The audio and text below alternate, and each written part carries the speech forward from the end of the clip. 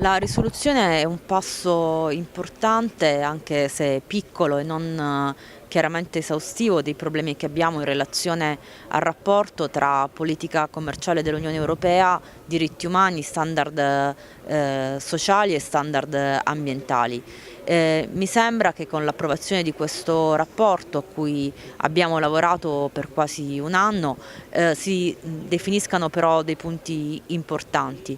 Quello che è accaduto finora, cioè una retorica dei diritti umani contraddetta molto spesso dai fatti che privilegiano la tutela degli investimenti e il diritto al profitto rispetto ai diritti umani e ai diritti sociali, non deve più ripetersi. Quindi quello che abbiamo fatto è nominare queste discrepanze e provare a fornire delle indicazioni chiare alla Commissione affinché realmente i diritti umani vengano prima del diritto al profitto. Il rapporto evidenzia alcuni punti di lacuna, ad esempio, quello che è accaduto finora, ad esempio nel funzionamento delle clausole per i diritti umani e lo sviluppo sostenibile.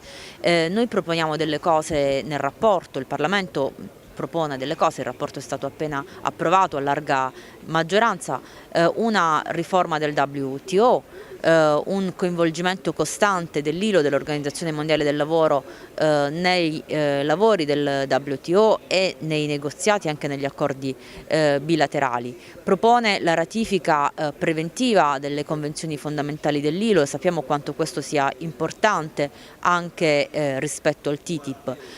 Propone appunto una riforma delle clausole sui diritti umani e lo sviluppo sostenibile, nominando la possibilità di una sospensione degli accordi commerciali qualora vi siano infrazioni verificate sul terreno dei diritti umani.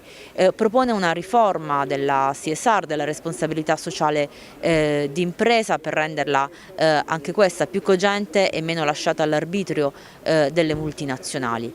Quello che noi chiediamo, e pensiamo di doverlo chiedere ancora con maggior forza, stante le preoccupazioni legittime e da noi condivise dei popoli europei per i mega negoziati come il TTIP e il CETA, chiediamo una radicale discontinuità. Chiediamo che appunto i diritti umani, sociali, il diritto all'ambiente non vengano posposti, non vengano subordinati rispetto alla logica del libero scambio e all'ideologia della deregolamentazione.